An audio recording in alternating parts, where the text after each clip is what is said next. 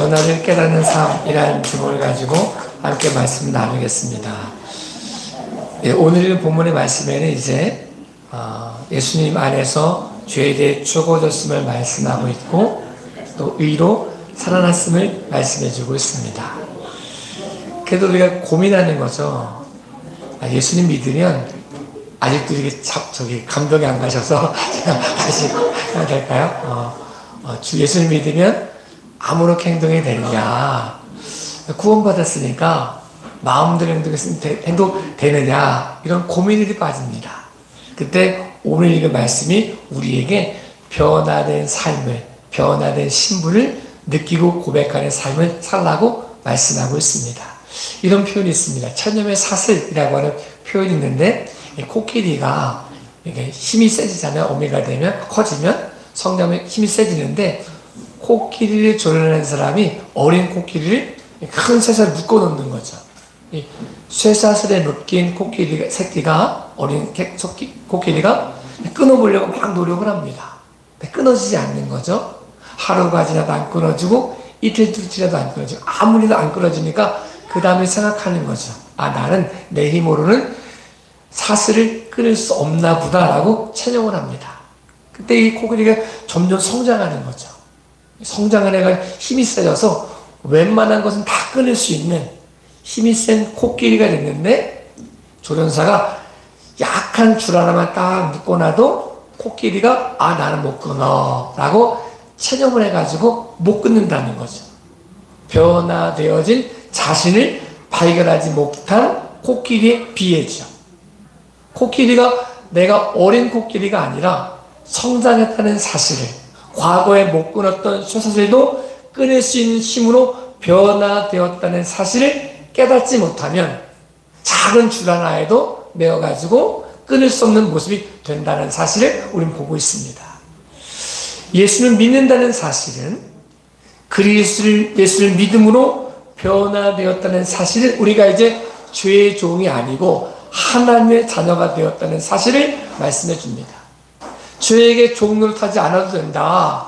죄를 이길 수 있는 신분으로 바뀌어졌다. 예수 그리스도의 이름으로 선포할 힘이 너에게 주어졌다라고 말씀하시는데, 우리가 이 사실을, 변화되어진 사실을 모르면 끊임없이 죄에게 종노릇할 수밖에 없음을 우리에게 말씀해 주고 있습니다. 저에게도 여러분에게도 변화된 신분을, 변화된 능력을, 변화된 삶을, 변화된 가치를 고백할 수 있는, 누릴 수 있는 믿음의 귀한 시간 되어질 수 있기를 예수님의 이름으로 축복합니다. 변화되었다는 사실은 입으로만 고백하는 게 아닙니다. 입으로 고백하고 삶으로 나타나야 변화된 삶이 고백되어진다는 거죠. 이게 요즘에는 이런 예화가 맞을 수 없지만 그냥 옛날로 생각해 보세요. 지금 CCTV 있고 최첨단 기계가 있어가지고 어딜 침투한다는 게 거의 불가능하지만, 예전에는 첩보를 하는 사람들이 침투해가지고 거기로부터 정보를 빼오는 시간이 있었습니다.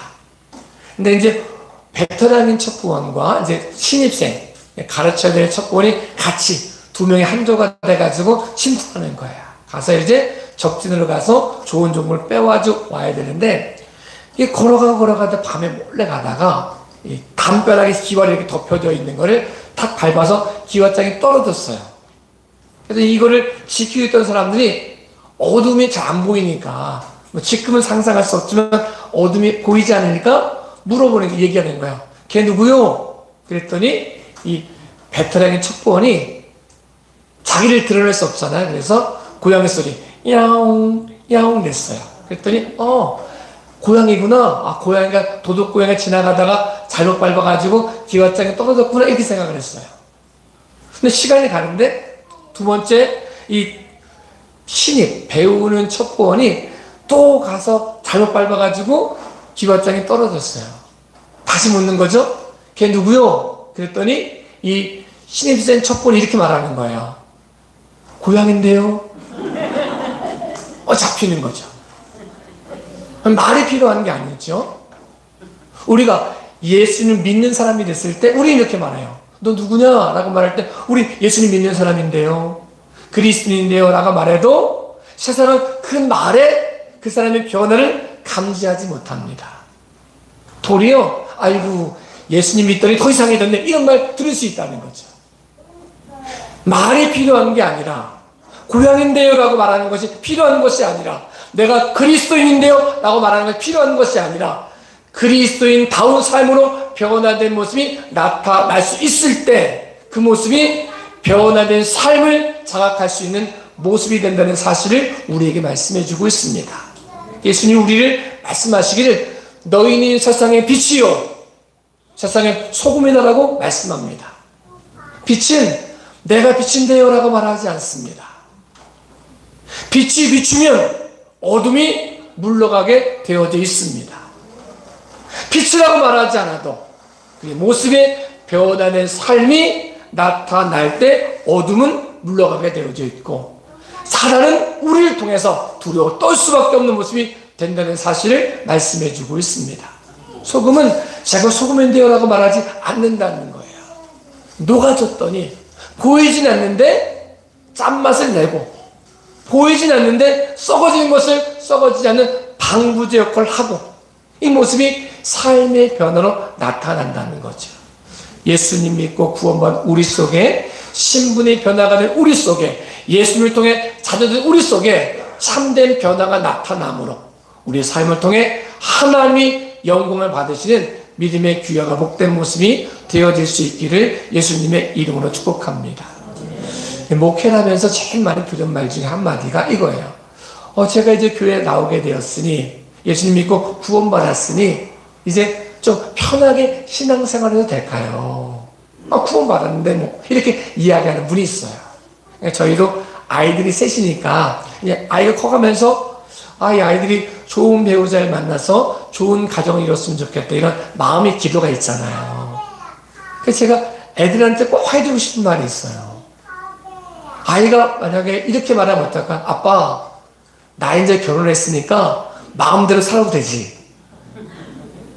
내 부인한테 잘 못해도 되지. 결혼했으니까.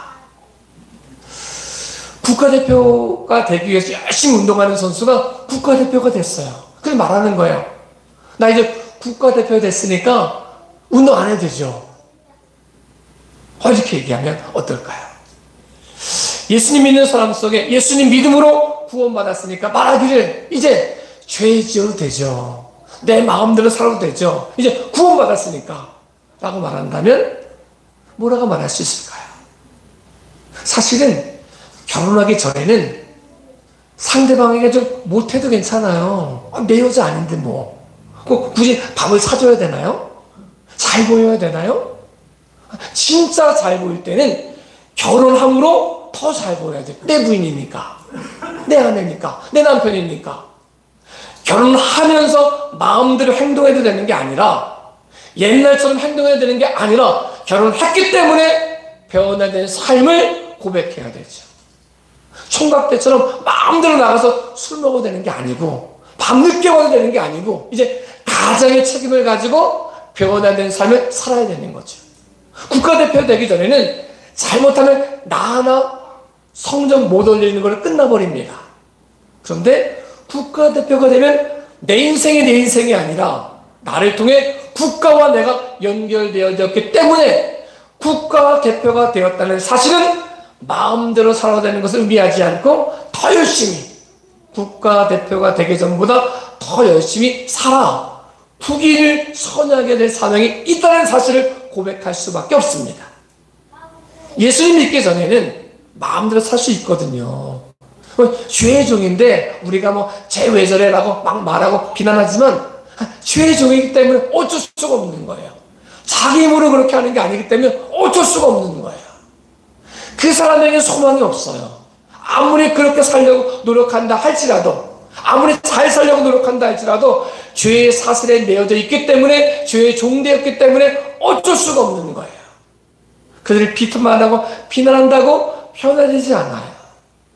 예수님 믿었다는 사실 속에는 이제 내가 죄의 종이 아니고 예수 그리스도를 통해 하나님의 자녀가 되었으므로 죄에게 지지 않고 죄를 이길 수 있는 힘이 주어졌다는 사실을 고백함으로 내 삶 자체가 내 삶으로 끝나지 않고 나를 통해 역사하시는, 나를 구원하신 예수 그리스도의 영광과 연결되었다는 사실을 기억함으로, 깨달음으로, 믿음으로 살아내야 될 것을 우리에게 요구하고 있습니다.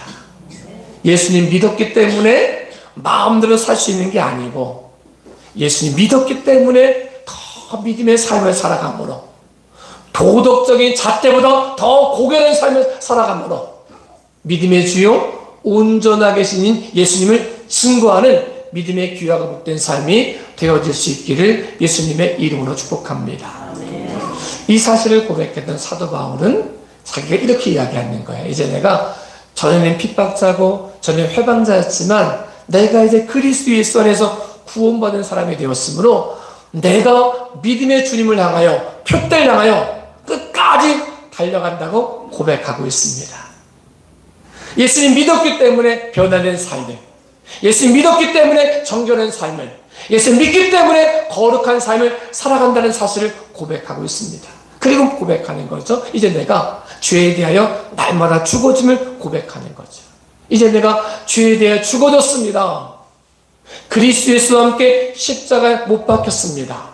내가 사는 것이 이제 내가 사는 것이 아니고 내 안에 그리스도 예수가 사심을 고백하는 삶으로 변화된 삶을 살아갔더니 그 모습이 전도의 모습이 되어지고, 그 모습이 하나님 기쁨을 이기지 못하는 삶이 되어지고, 그 모습이 하나님 나라를 확장하는 모습이 되었다는 사실을 우리에게 말씀해 주고 있습니다.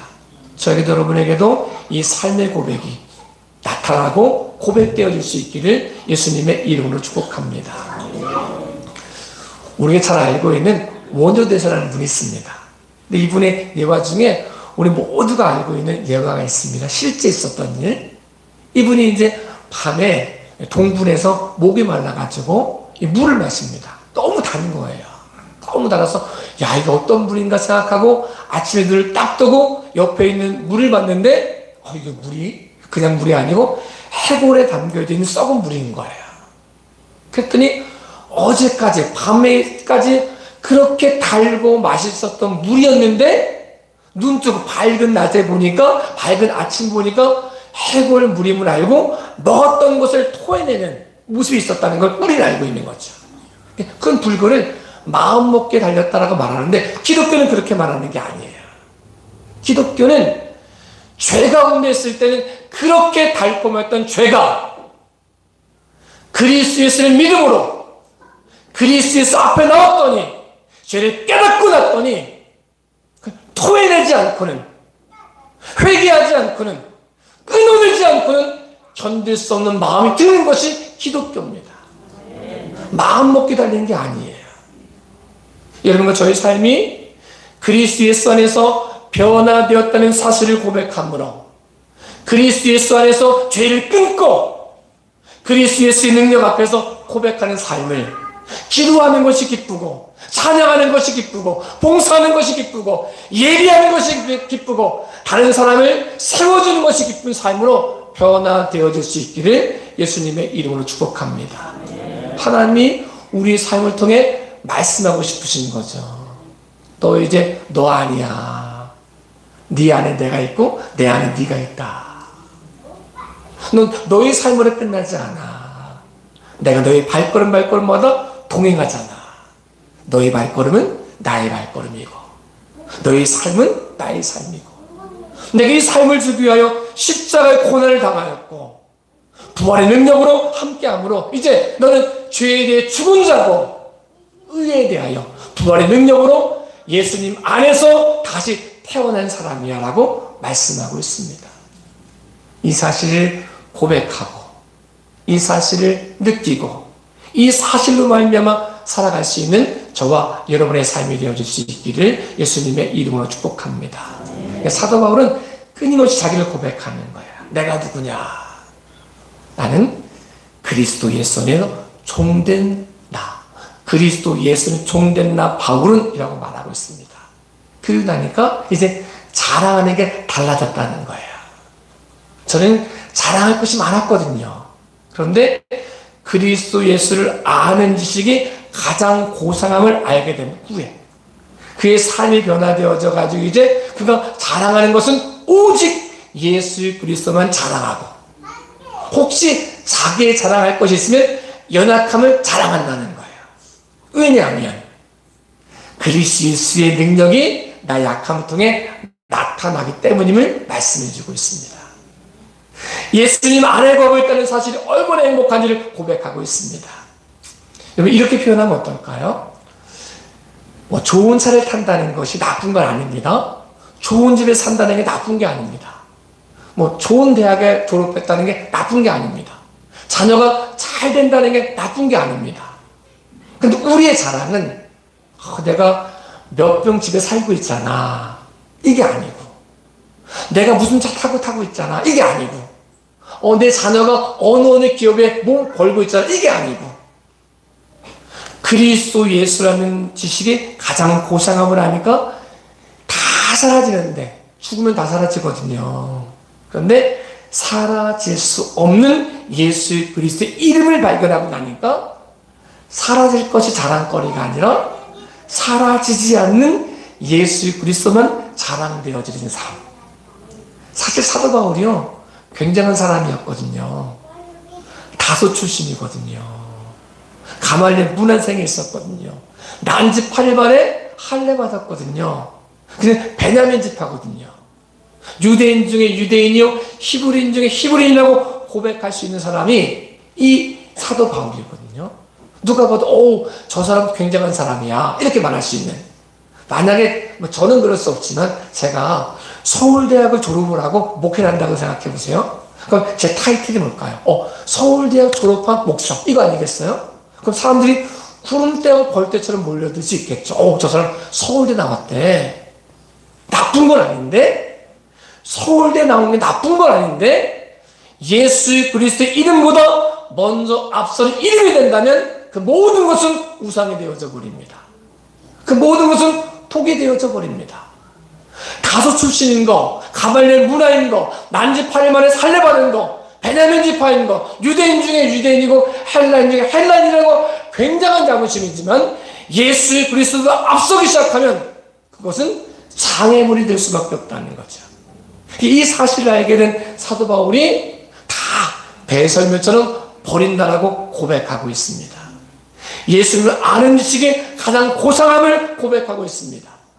이 모습 속에, 우리 안에, 우리의 살아가는 모습 속에 우리가 누구인지를 깨달아 세상의 잣대로 이야기하지 않고 우리의 삶 현실속에 역사하시는 예수 그리스도의 은혜가 고백되어질 수 있기를 예수님의 이름으로 축복합니다.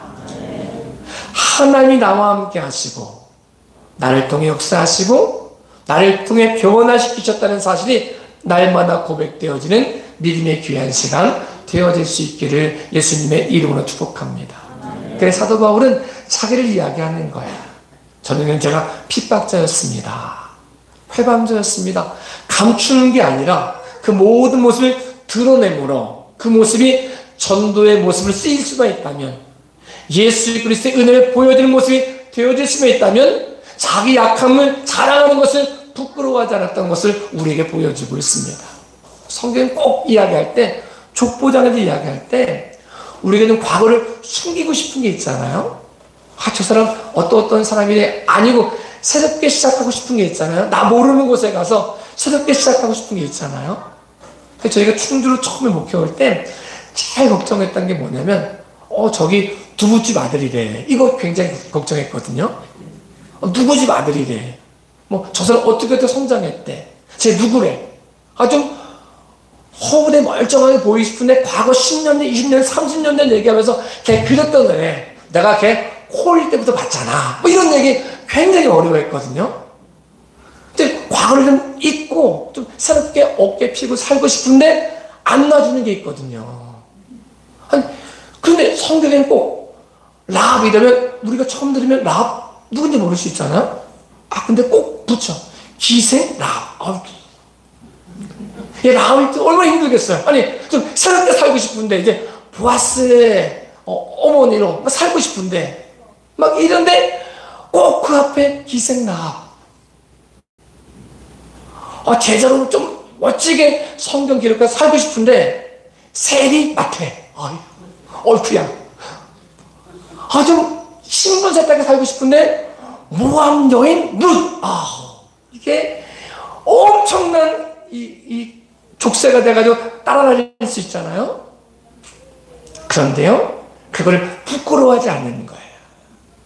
내가 하나님 은혜 안에서 기생이었다는 사실이, 변화되었다는 사실이, 내가 지은 죄보다 더 큰 은혜가 임했다는 사실이, 이 사실이 고백되어지니까 기생랍이라고 말해도 부끄럽지 않고, 그것 때문에 도리어 하나님의 은혜를 증거하는 삶이 되어지고, 모함여인 룻이라고 말해도 부끄러워하지 않고, 그 모습이 도리어 하나님의 영광의 통로가 되어지고, 세리 마태라고 말해도 부끄러워하지 않고, 그럼에도 불구하고 나를 사랑하시고, 그럼에도 불구하고 나를 부르신 은혜를 자랑하는 통로가 되었다는 사실을 우리에게 말씀해주고 있습니다.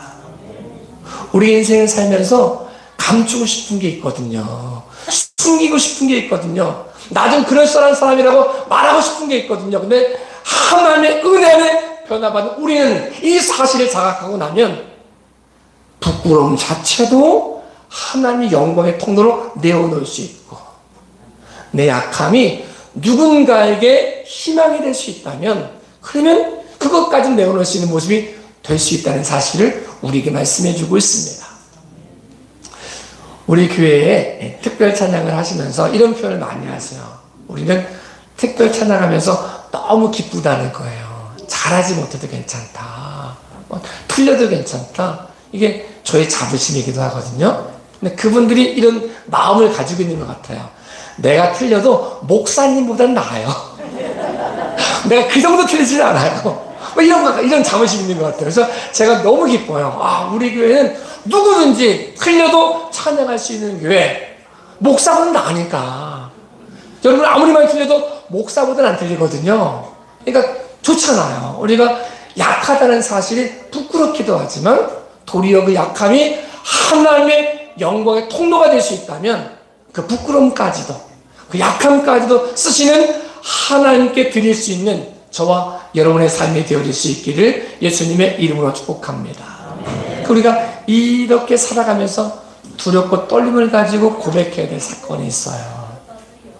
삼손은 힘센 사람의 대명사잖아요. 성경에는 힘센 사람 삼손, 신화에는 헤라클레스 이렇게 얘기하잖아요. 근데 삼손이 나시린이었단 말이죠.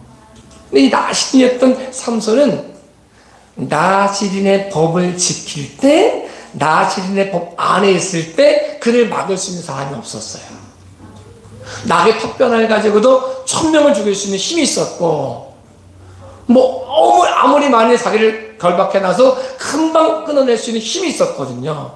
누구도 삼손을 막을 수 없었어요. 어디 안에 있을 때? 나시린의 법 아래 있을 때.